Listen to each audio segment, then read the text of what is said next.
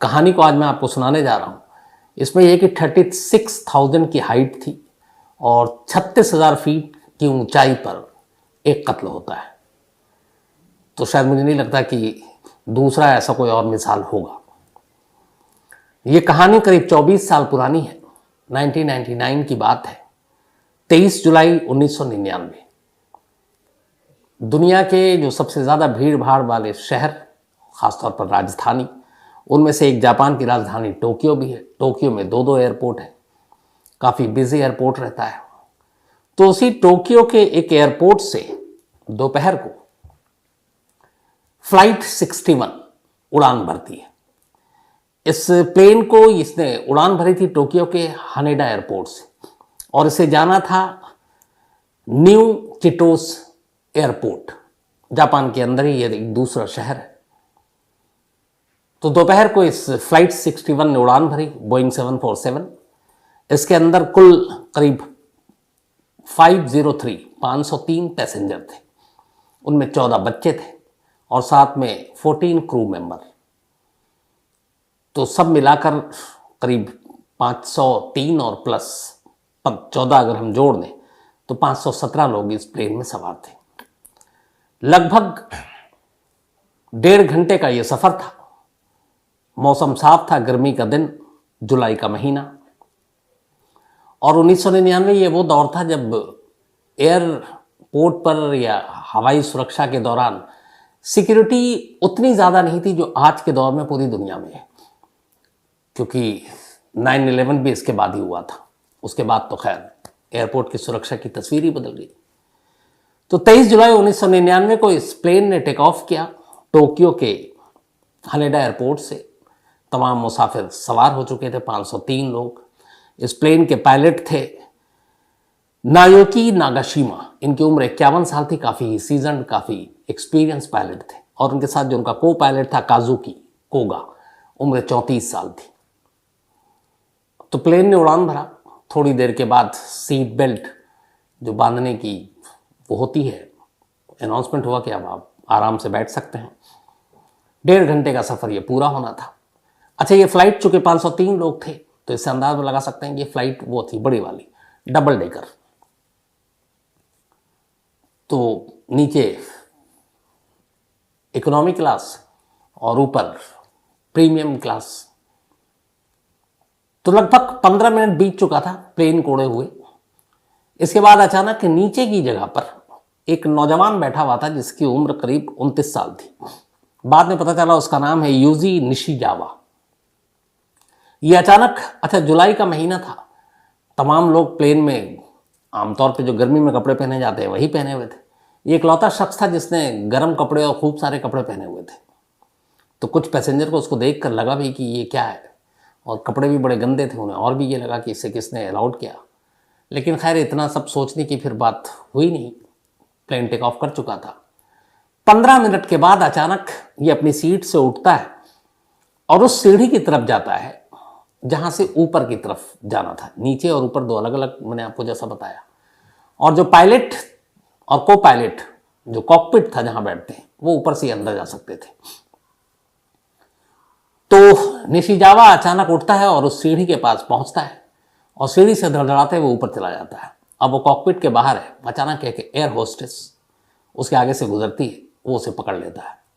पकड़ने के बाद वो अपनी जेब से उसी वक्त, बहुत ज़्यादा नहीं, एक 20 सेंटीमीटर की साइज का एक चाकू निकालता है। चाकू को वो गले पे रखता है एयर होस्टेस के और कहता है कि कॉकपिट का दरवाज़ा खोलो। कॉकपिट के अंदर पायलट और को पायलट। अच्छा, इससे पहले कुछ ऐसे इंसिडेंट हो चुके थे जिसके बाद से ये हुआ कि कॉकपिट का दरवाज़ा बंद रहेगा और या तो वो अंदर बैठा हुआ पायलट वो पायलट खोल सकता है, या फिर जो क्रू मेंबर हैं उनके पास वो सारी आईडीज और ये होती हैं जिससे वो खोल सकती हैं। तो चाकू की नोक पर वो एयर होस्टेस को अपने साथ ले गया, कॉकपिट का दरवाज़ा खोलने के लिए कहा। जान पर बन आई थी, इसलिए एयर होस्टेस ने दरवाज़ा खोल दिया। दरवाज़ा खुलते ही वो कॉकपिट के अंदर गया। कॉकपिट में घुसते ही सबसे पहले वो को पायलट काजुकी कोगा उसको चाकू दिखाता और कहता खड़े हो जाओ। चाकू देखकर वो घबरा जाता है, इधर पायलट भी घबरा जाता है कि ये क्या अचानक, और चाकू को नोक पर को पायलट को उसकी सीट से खड़ा कराता और कहता बाहर निकलो। उसकी भी जान पर बनी हुई थी। को पायलट बाहर निकल जाता है इसके बाद वो कॉकपिट का दरवाज़ा अंदर से बंद कर लेता है। बंद करने के बाद अब खुद को पायलट की सीट पर बैठ गया और पायलट यानी कि कैप्टन उस प्लेन के नायोकी नागाशिमा उनको चाकू दिखाकर कहता है कि अब जैसा मैं कहूं आपको वैसा करना है। अच्छा, इस दौरान में उसके अंदर चाकू लेकर घुसते ही, को पायलट को बाहर निकालते ही, चूंकि सीजन बहुत एक्सपीरियंस कैप्टन थे नागाशिमा, तो उन्होंने वो इमरजेंसी बटन दबाकर और एटीसी एयर ट्रैफिक कंट्रोल को खबर कर दी कि हमारा प्लेन हाईजैक हो चुका है। तो उन्होंने खबर कर दी। अब ये जो है चाकू की नोक पर पायलट से कह रहा है कि अब ये प्लेन मेरे कंट्रोल में और मेरे इशारे पर उड़ेगा जहां भी कहूँगा। तो उससे पूछा उसने कि आप क्या चाहते हो। तो उसने कहा कि आप इस प्लेन का रुख जो है, आप इसको आप न्यू चिटोस की जगह वहीं जापान में ही एक, बल्कि वेस्टर्न टोक्यो में, टोक्यो का ही एक पार्ट, वहाँ पर एक यूएस मिलिट्री का बेस था। जापान पूरी जो है वहाँ पे उनका जो सुरक्षा का ठेका है वो यूएस के पास ही है। तो यूएस मिलिट्री एयर बेस पर इस प्लेन को ले चलो और वहीं लैंड कराएंगे। पायलट ने कहा कि देखो वो यूएस मिलिट्री एयर बेस है, ये पैसेंजर प्लेन है, मुश्किल आएगी, नहीं वो परमिशन देंगे, और अगर उन्हें ज़रा भी डाउट हुआ तो हो सकता है हमारे प्लेन को उड़ा दें। उसने कहा मुझे कुछ नहीं सुनना, आप जो कह रहे हो वो करो। अब वो उसके बाद एटीसी को इन्फॉर्म करते हैं पायलट, कहते हैं कि ऐसे ऐसे है और ये यूएस मिलिट्री एयर बेस पर कह रहा है प्लेन को लैंड कराने के लिए, उस तरफ मोड़ने के लिए। अब ये प्लेन थोड़ा सा मोड़ भी चुके, तब तक उधर से ये खबर गई, पैनिक फैला। फिर ये हुआ कि ठीक है आप उसको मोड़ दो और ले आओ। लेकिन अब इधर पायलट को लगा कि ये यूएस जो मिलिट्री एयर बेस है वहाँ पर ले जाकर पता नहीं क्या करे, कोई सुसाइडल मिशन है, तो उन्हें डर लगा। तो उन्होंने कहा कि नहीं अब इसके हुक्म नहीं मानेंगे। उन्होंने प्लेन का रुख कहीं और डाइवर्ट कर दिया। अब ये कह रहा है कि मैं जब कह रहा हूँ कि आपको उसको वहीं ले जाना है, पायलट मान नहीं रहा। ये अपनी सीट से खड़ा हुआ, पायलट के पास गया, चाकू गर्दन पर रखा और बोला कि जैसा मैं कह रहा हूँ वैसा करो वरना मार दूंगा। पायलट को लगा कि शायद ये मारेगा नहीं, क्योंकि प्लेन में ये भी है, वो पायलट की मौत हो गई तो फिर कॉकपिट का दरवाज़ा भी बंद है। लेकिन वो बहुत सीरियस था। उसने कई बार कहा कि जैसा मैं कह रहा हूँ यूएस मिलिट्री एयरबेस की तरफ प्लेन को मोड़ो। पायलट ने मना किया और आखिरकार उसने अचानक जो गर्दन पर चाकू रखा था वो चाकू घुमा दिया। इसके बाद उसने उस चाकू से कई वार किए गर्दन पर। पल भर के अंदर 51 साल के पायलट नाइकी नागाशिमा अपनी ही सीट पर लगभग उनका गला 90% कट चुका था। खून ही खून कॉकपिट में, हाथ से सब कमान छूट गया। इत्तेफाक से जब वो ये सारी बातें कर रहे थे, प्लेन ऑटो उस पे था, मोड पे। अब ये वापस आता है और को पायलट की सीट पर पायलट को मारने के बाद बैठ जाता है। बैठने के बाद अब ये प्लेन को कंट्रोल करने की कोशिश कर रहा है। इधर बाहर को पायलट निकला हुआ और उसे ये पता नहीं चल रहा कि अंदर क्या हो रहा है। तमाम क्रू मेंबर घबरा रहे हैं। लेकिन उसके बाद अचानक ये होता है कि जब पायलट का कत्ल हो जाता है तो प्लेन के अंदर टर्बुलेंस शुरू हो जाती है, हिलने डुलने लगता है और प्लेन बहुत तेजी के साथ नीचे की तरफ आ रहा है। को पायलट बाहर समझ जाता है कि कुछ गड़बड़ है। इधर उस प्लेन के अंदर 14 बच्चे थे। जब एयर टर्बुलेंस में आमतौर पर फ्लाइट में बहुत हिलती है तो बहुत सारे लोगों को डर भी लगता है, उनमें मैं भी एक हूँ। तो खासतौर पर बच्चे रोने लगे। अब क्रू मेंबर को लगा कि अगर बच्चे इस तरह से रोने लगेंगे तो हालात और बिगड़ेंगे। तो उन्होंने भी अपना थोड़ा दिमाग लगाया और उस वक्त एक जो कार्टून सीरियल्स आते थे उस तमाम बच्चों के सीट के आगे जो वो था उस पर उन्होंने वो कार्टून लगा दिया। बच्चे कार्टून देखकर उसी में फिर उलझ गए और वो भूल गए कि प्लेन हिल रहा है, क्या हो रहा है। लेकिन बड़ों में खौफ था और प्लेन तेजी से नीचे की तरफ। को पायलट को लग गया कि मामला गड़बड़ है।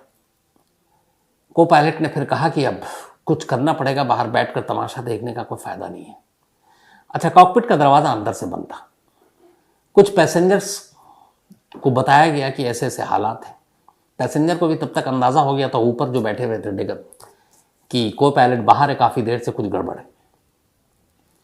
तो तमाम कुछ लोगों को तैयार किया गया, उनकी टाई, बेल्ट्स, ये सारी चीज़ें निकाले गए।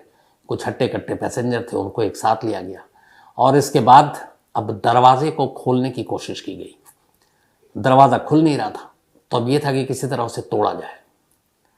और आखिरकार काफ़ी कोशिश के बाद दरवाज़ा टूट गया कॉकपिट का। को पायलट और उनके साथ कुछ अच्छे मसलमैन जो पैसेंजर थे वो अंदर दाखिल होते हैं तो अंदर का मंजर देखकर उनकी चीखें निकल जाती हैं। पायलट अपनी सीट पर मुर्दा पड़े हैं, गला 90% कट चुका है, चारों तरफ खून ही खून है, और एक दूसरा नौजवान वो को पायलट की सीट पर बैठकर और प्लेन को उड़ाने की कोशिश कर रहा है। और प्लेन इस वक्त इतनी तेजी से नीचे आ रहा है कि बस कभी भी क्रैश कर सकता है। जब को पायलट और ये तमाम लोग घुसे उसके बाद उसके हाथ में चाकू था, उन्होंने उससे चाकू पहले छीनने की कोशिश की, थोड़ी सी मशक्कत के बाद कामयाब हो गए, चाकू उससे छीन लिया। इसके बाद उस पर काबू पाया, बेल्ट और टाई से उसे बांधा, एक तरफ ले गए, और इस दौरान में फटाफट को पायलट अपनी सीट पर बैठते हैं। जब वो सीट पर बैठे तो कहते हैं कि करीब 1800 मीटर नीचे प्लेन आ चुका था। कहाँ 36,000 की हाइट पर, कहाँ 1800 मीटर। अगर कुछ देर और देरी होती तो शायद ये प्लेन क्रैश कर जाता, लेकिन खैर इसके बाद फिर काबू पाया गया। इसके बाद प्लेन को फिर से जो उसकी एल्टीट्यूड थी उसकी हाइट दी गई, और उसके बाद को पायलट ने फिर बताया, एटीसी को संपर्क किया और कहा कि यहाँ ये हाल है, पायलट अपनी सीट पर मुर्दा है और हमें इमरजेंसी लैंडिंग की ज़रूरत है, एयरपोर्ट पर डॉक्टर की ज़रूरत है। तो इसके बाद फिर वापस हनेडा एयरपोर्ट में उतरने की इजाज़त मांगी गई। एयरपोर्ट पर इमरजेंसी डिक्लेयर कर दिया गया, तमाम एम्बुलेंस तमाम चीज़ें पहुंच गई, और आखिरकार 12:14 पर दोपहर को ये प्लेन सुरक्षित हनेडा एयरपोर्ट पर लैंड करता है। जब लैंड करता है तब तक लोगों को यकीन नहीं था कि वो बचेंगे उस दिन, क्योंकि उन्होंने अपनी आंखों से जो मंजर देखा कि प्लेन किस तरीके से आगे की तरफ झुक कर नीचे जा रहे हैं, और लगभग नीचे, इतनी करीब से उन्होंने कभी बिल्डिंग और सड़क किसी प्लेन में बैठकर नहीं देखा होगा। तमाम मुसाफिर को एक एक कर उतारा जाता है, और उस शख्स को जिसने ये हरकत की थी, प्लेन को हाईजैक की थी और जिसने पायलट का कत्ल किया था, वो बंधा हुआ था। पुलिस आती है, उसे अपने कब्जे में लेती है, उसे ले जाती है, एम्बुलेंस से डॉक्टर आते हैं, पायलट को डेड डिक्लेयर कर देते हैं। अब इसके बाद सवाल सबसे बड़ा उठा कि 29 साल के एक शख्स ने 36,000 फीट की ऊंचाई पर एक कैप्टन को क्यों मारा? इस प्लेन को वो क्यों उड़ा रहा था? कहां ले जाना चाहता था? तो जब पूछताछ हुई तो उसकी पूरी कहानी सामने आई। पता चला कि ये जो लड़का था 29 साल का, लड़का भी नहीं कहेंगे, यूजी निशिजावा, टोक्यो में पैदा हुआ, टोक्यो में ही पढ़ाई की, लेकिन हमेशा भीड़ से अलग रहा, दोस्त बनते नहीं थे, खुद में अकेला रहता था। जब बड़ा हुआ तो उसको एक ही शौक था, कंप्यूटर पे और बाकी जगहों पे वीडियो गेम खेलना, और ख़ास तौर पर प्लेन वाला गेम। तो आजकल जैसे है बहुत सारा, आप तो वर्चुअल आप गेम खेलें तो लगेगा कि आप प्लेन उड़ा रहे हैं, कॉकपिट में खुद बैठे हुए हैं। तो ये उस ज़माने में ऐसी गेम खेला करता था, और सिर्फ प्लेन को उड़ाने का इसको शौक था, और ये वर्चुअल खूब प्लेन उड़ा चुका था। उसके ज़रिए इसने काफ़ी कुछ सीखा, कॉकपिट क्या होता है, पायलट क्या करता है, को पायलट क्या करता है, बाकी उपकरण क्या क्या होते हैं, ये सारी जानकारी उसे थी। फिर इसके बाद इसने प्लेन में उड़ना शुरू किया। ये टोक्यो एयरपोर्ट पे जाता, टोक्यो में 2 एयरपोर्ट है, और वहाँ जाने के बाद ये छोटी छोटी डेस्टिनेशन पे जाता, 1 घंटा सवा घंटे की जो फ्लाई होती है उसमें टिकट लेकर बैठता और जाता। जब एयरपोर्ट जाता तो इसने देखा कि जो लगेज है, जो प्लेन के अंदर जा रहा है, उसकी तो तलाशी होती है मशीन के थ्रू, एक्सरे और इसकी, लेकिन जो हाथ में सामान लेकर जाते हैं उस दौर में 1999 में, उसकी तलाशी नहीं होती। सिर्फ बोर्डिंग पास आप दिखा दीजिए और आपको क्लियरेंस मिल जाता है, तो आपके हैंडबैग को खोलकर कोई देखता नहीं है। इसे लगा कि ये तो गलत है, इस हैंडबैग में तो बहुत कुछ ले जाया जा सकता है। फिर इसने ट्रायल मारने के लिए कई छोटे छोटे जर्नी किए प्लेन से, और अपने बैग में कभी चाकू छोटे मोटे रख लेता, कभी कुछ और, वो चीज़ें जो ले जाना मना है, और ये हर बार क्लियर हो जाता और निकल जाता। इस तरीके से जब ये सफ़र किया तो इसे एहसास हो गया कि ये चीज़ें बड़ी आसानी से ले जा सकती हैं, कहीं भी ले जा सकते हैं। तो इसे लगा कि ये बहुत बड़ा एक सिक्योरिटी लैब्स है, इसका कुछ करना चाहिए। कहते हैं कि जून 1999 में ही इसने एक मेल लिखा टोक्यो के इस हनेडा एयरपोर्ट के ऑफिशियल्स को कि मैं कई बार आपके एयरपोर्ट से मैंने सफ़र किया है और आपके एयरपोर्ट पे सिक्योरिटी में ये लैब्स है, आप लगेज जो जाता है उसकी तो एक्सरे मशीन और बाकी चीज़ों से तलाशी होती है, लेकिन जो हैंड बैगेज होता है उसकी कोई तलाशी नहीं होती और उसमें कोई कुछ भी ले आ सकता है। तो आप इस तरफ ध्यान दें। इत्तेफाक से वहाँ की जो सिक्योरिटी मैनेजमेंट थी उसका इस मेल की तरफ कोई ध्यान नहीं गया, उन्होंने पढ़ा भी होगा तो नज़रअंदाज कर दिया। और ये उसके बाद कई बार ट्रैवल किया और हर बार कुछ ना कुछ लेकर जाता और बड़ी आसानी से निकल जाता। कहते हैं कि 23 जुलाई 1999 की इसने कई टिकट बुक करा रखी थी कि अगर इस प्लेन में मैं गया और इसमें पकड़ा गया एक चाकू तो दूसरे में जाऊंगा, दूसरे में हो गया तो तीसरे में जाऊंगा। कई टिकट एक साथ बुक करा रखी। लेकिन बदनसीबी ये कि पहली फ्लाइट में, ये फ्लाइट 61 में, किसी ने रोका नहीं और उसके पास 20 सेंटीमीटर के साइज का एक चाकू था और ये बैठ गया और उड़ने लगा। अब उससे कहा गया कि चलो, तुमको अगर सिक्योरिटी की बात थी तो तुम ये प्लेन में बैठने के बाद भी कह सकते थे कि ये देखिए मैं चाकू लेकर घुस गया हूँ, आप लोग कैसे तलाशी देते हो, तो भी तुम्हारा मकसद, इंटेंशन जो है वो क्लियर हो जाता। लेकिन तुमने तो ऐसा किया नहीं, तुमने तो सीधे पायलट को मार डाला। तो ये तो नहीं हो सकता कि एक सिक्योरिटी की तरफ आंखें खोलने और इशारा देने के लिए ये तुमने इतना बड़ा काम किया है। और तुम्हें पता है कि जापान में इस तरह के मर्डर और ऐसी चीज़, और खासतौर पर प्लेन में हाईजैकिंग हो या किसी की जान चली जाए तो सीधे सीधे सजाए मौत है।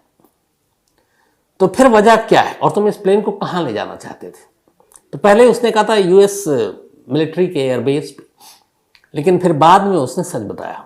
उसने कहा कि दरअसल मैं इस प्लेन को उड़ाकर खुद से टोक्यो में एक रेनबो ब्रिज, उस कई आप गेम में आप लोग देखते होंगे, उसके नीचे से प्लेन को निकाल।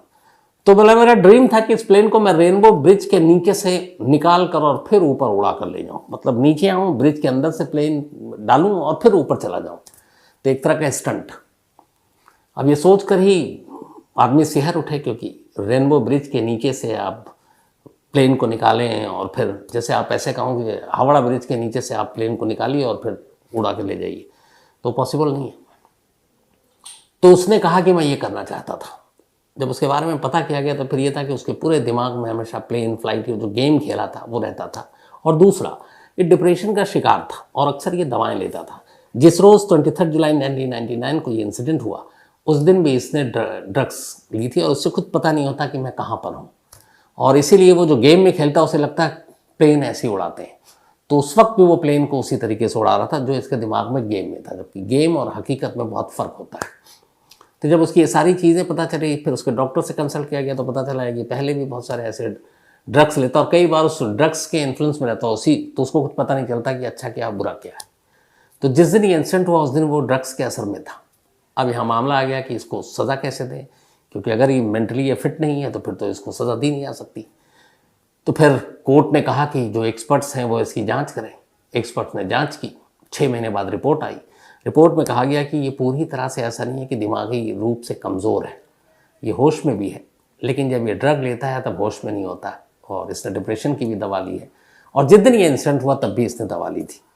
तब वहाँ ये 2 खेमों में लोग बढ़ गए कि क्या किया जाए, क्योंकि एक प्लेन का हाईजैक करने के बाद कैप्टन का मर्डर और उसके लिए सीधे सीधी डेथ पेनल्टी है, सजाए मौत। लेकिन दूसरी तरफ ये है कि इसकी दिमागी हालत ये है। अब उस पर बहस चल रही है और इसी दौरान में, अब चूंकि ये अभी कस्टडी में हॉस्पिटल में, एक रोज़ ये हॉस्पिटल की 3री मंजिल से छलांग मार देता है, जान बच जाती है, पैर टूट जाता है। अब ये चीज़ भी सामने आई तो फिर ये लगा कि ये पूरी तरह से फिट नहीं है, लेकिन क्राइम बहुत हीनियस था। तो लंबी बहस के बाद 2 खेमों में लोग बढ़ गए, एक की कम से कम सज़ा होनी चाहिए और एक की नहीं, ऐसे लोग खतरनाक है, आगे भी कुछ कर सकते हैं, इसलिए मैक्सिमम पनिशमेंट यानी मौत की सज़ा होनी चाहिए। तो काफ़ी लंबी बहस के बाद आखिरकार 2005 में टोक्यो की एक अदालत ने अपना फैसला सुनाया और यूजी निशिजावा को लाइफ इम्प्रिजमेंट यानी उम्र कैद की सज़ा सुनाई। आज भी ये टोक्यो की एक जेल में कैद है और सज़ा में यह है कि जब तक ये जिंदा है जेल में रहेगा, जेल के बाहर नहीं आएगा।